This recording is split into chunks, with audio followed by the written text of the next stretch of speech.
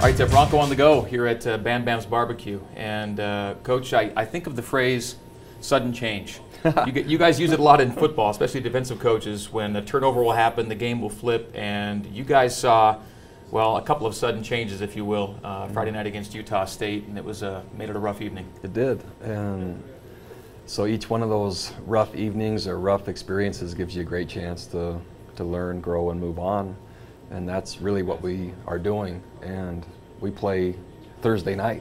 So blessing and a curse, blessing that we're thrown and immersed immediately into the next opponent, immediately having to make changes, complete focus and kind of a scramble drill, if you will, to make the best of our current situation with an upcoming opponent. So really not much time to reminisce, look back, or even think about the last game. The loss to Utah State is one shock to the system. The loss of Taysom Hill is another kind of shock to the system. Take me through the acknowledgement process and then the process of moving forward. Well, so first of all, in terms of Taysom, that part is from a personal standpoint, and knowing all the rehab he went through with his knee, the first thought is, man, this is a lot of adversity and a challenge, and so just a lot of sympathy, remorse, and just anguish on his behalf. Once I was told 3 or 4 minutes after the injury of what it was in a broken leg, and then so that was the first thing that registered. Then it was, was Craig Christian Stewart, and not only will he be playing this game, but now looking forward. So I'm even thinking about that during the Utah State game and what implications that will have. And then what possibly the effect it will have on our team, knowing now that simply the rest of our team at running back, at offensive line, at tight end, at receiver will now have to perform at a higher level, more cohesive level than what they have currently been doing. And that performance has been strong, but that's with Taysom doing 4 or 5 or 6 plays a game that just no one else can do. And so now take those plays out, and that means the collective will probably have to double or triple that amount in terms of efficiency to get a similar result.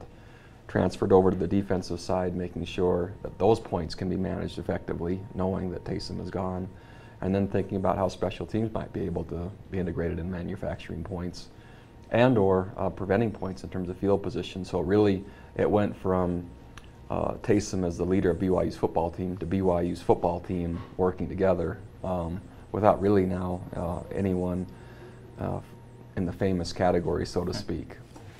What was the ultimate impact of the one loss in terms of now you're 4-1 and not rolling along again, still undefeated? That part really, it's been interesting. It's hardly even been acknowledged. There's been so much focus already on the next opponent, and not to make light of anything, but man, in this business, and then with the next game coming, it was just the last game, and 4 or 5 plays we would have loved to have back. Probably that same number changed the outcome of the game. Focus on those, correct it as best we can, apply it in the next opponent, and see what happens. Did any goals disappear from the objective, or is it still too early in the season to say that they really did? Well, the only goal that's I don't think any longer realistic for BYU is the 4-team playoff or the national championship. I don't think we get in with 1 loss, and so if you're watching ESPN and who's in, I'd love to say that we are, but I've acknowledged from the beginning, well, almost any team will have to be undefeated, but that's probably not going to be us. But now to think, what if our team can be cohesive, can perform well, and can be resilient, and not much short of that goes away. So now, having said that, a ton of work. We've had 2 practices for Central Florida. We'll jam in another one before we get on the plane for a 4.5-hour flight tomorrow, and then we play the next day. So under the circumstances, yeah, review. There that is, but okay, this is right now. And most of us are short on sleep and just, working hard. You haven't played too many regular season Thursday night road games. And of the 3 that you've played, you got 1, and that game came at TCU in 2006, a ranked TCU team on the road, short week. And we talked earlier this week, and you said if you had to think back, that one might come to mind in terms of a similar type of challenge, and that was actually one you went out and won on the road on a Thursday night. Yes, sometimes it actually works to your advantage to have very little time to think about anything else. And so one of the unique challenges the previous 4 weeks is the build-up and the excitement and the expectations of each of the 4 weeks, and then really watching our players battle that to keep it here. Well, I could see it permeating all the way along. In fact, Friday night before the game, I saw a few things that just, man, this is starting to get into our into our sanctuary. Like what? So a comment from a player or two, just as you overhear as a head coach, and all of a sudden once you start hearing about rankings or where are we ranked or who is someone else, it's week 4. And so, or that someone might be a Heisman Trophy candidate after week 4, that's, I know they're calling last Saturday Upset Saturday. Hard to say it's Upset Saturday in week 5 of the season or week 4 of the season. No one really knows anything until about week 7 or 8. In fact, I proposed to the AFC board that none of that started until week 7. Coaches poll rankings, exactly, that kind of thing. Exactly right. While it's fun, not very relevant until you've played enough games. And so I know the playoff committee, they actually have gotten one thing right, and I don't think they're even beginning to meet until late October rankings come out. Because you actually then have an idea of who's who and what's what. Exactly right. So while it was fun, easy for teams to believe there's someone they're not yet, and easy for an edge to come off just a hair when they're just young players that are influenceable. And so I think possibly why it was Upset Saturday is that's happening around the country. So what do you believe your team really was before Friday? What do you believe it is now moving forward? So with Taysom, really good football team, capable of beating probably anybody on any given day, anywhere. Now it will be a different nature of team. Good team that will play 4 quarters of football and kick a field goal to win at the end of a game, have to make a stop at the end of a game to win. The 40-7 against Texas, probably not. It's probably 17-14 or 27-24, something like that. And more of a team-focused, execution-oriented, much higher disciplined and cleaner playing team that will have to show up to accomplish a similar result. What maybe that you've seen or heard this week has either reinvigorated you, given you a fresher perspective on what might lie ahead? Oh,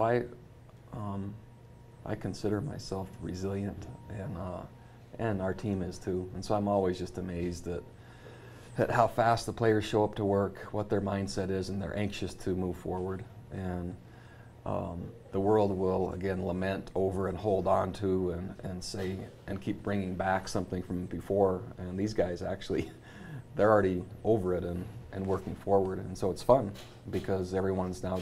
You're looking ahead with more resolve, more determination, but also realizing a more difficult task. And so different team, different season, different challenge from now the first 5 games to the next 7, completely different. And so it's almost like starting over. You've said you're going to need more from more places now. Before, you had confidence that Taysom could, in a lot of ways, kind of bail you out of the situation, and that's not there anymore. And he did in many cases. You could watch in the 4th quarter on a series where he would just basically say, I got this. I got this, yeah. And the read might have been a little bit gray, but he's keeping it, and he's going to put his head down, and he's going to get a first down, or he's going to scramble and pick up a first down. And so without that, and what that has a chance to do when you have a dominant player like that, is cover up some execution weaknesses to where you don't think they're that significant until you don't have that player. And so we've been focusing hard on, if he's not there, how is that area? How is this area? How is this area? And what we've realized is we have a work to do. And so again, now you put that onto Thursday night game in Florida, and the players recognize that, and there's urgency. That doesn't mean that it will be perfect. It doesn't mean all that's going to come to fruition yet. And it might get worse before it gets better. And so I'm pretty blunt when I talk with our guys, and they know that. What does Christian Stewart need to give you on offense, and then where do you need to go on defense from here? Christian Stewart, first, ball security, making sure that we don't give the ball up. unnecessarily. Secondly, just quick decisions and accurate decisions, whether it's in the run game or the pass game. Only take what's there and just do it methodically and consistently from the beginning to the end. He doesn't need to be Superman, he just needs to be himself. And then compete how he is with the confidence that he currently has and just play within the design of that play. And 4 quarters worth the system's hard to stop, it's hard to defend, and that should do it. There are good receivers, there are good running backs, there is a solid offensive front, and so now it's just basically execute the system and just do your part. How about the other side of the ball? The other side, really a couple of things. I'm not nearly as concerned. I think the front 7 is developing, not as aggressive, not as physical, not as tough, not as dominant as I would hope, but good enough to where that isn't going to be why we lose a game. When now you look at the secondary, specifically in max protection and double move routes, meaning post corners, out and ups, stop and goes, plays that are designed to say, okay, here's the other 20 players, and now you 2 out here. And so making sure that we provide enough coverage inconsistencies, meaning different change-ups out there to where an offense doesn't know it's just going to be those 2. And then also just really specific concentration by our players on the outside with their eyes, and knowing that a slant isn't going to beat us, but a slant and go is. An out's not going to beat us, but an out and go is. A stop route's not going to beat us, but a stop and go is. And so, again, playing within their assignment, within their technique, and certainly on 2 occasions when we're dropping 8, anticipating that, meaning there's 8 in coverage to make sure he's underneath you. All right, intrigued to see how it all goes starting on Thursday. It's been a short week, obviously. There's a lot crammed in. Have you been able to take 2 minutes to know what the UCF logo looks like to give us some artwork? You know, or is artwork contingent on? I'm almost offended that you wouldn't think that I'd be efficient enough to put that all together. To multitask? Yeah, I knew this was happening.